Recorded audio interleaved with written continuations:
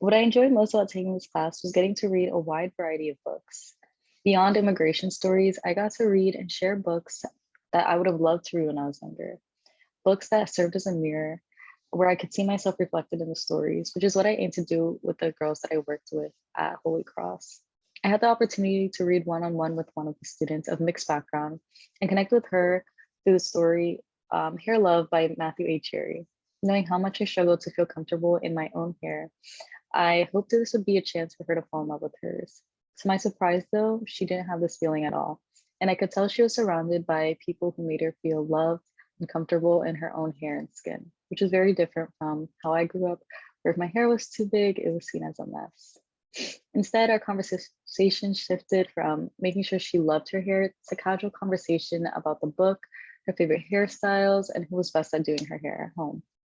Beyond seeing myself reflected physically in books, I paid close attention to books that connected with me on a more personal level, such as La Primera Regla del Punk by Cecilia C. Perez, which is a story about a girl who moves to a Latino neighborhood in Chicago and becomes extra conscious of not being Latina enough, as she's constantly comparing herself to her Latina classmates, and one in particular who she sees as the perfect Mexican girl or daughter.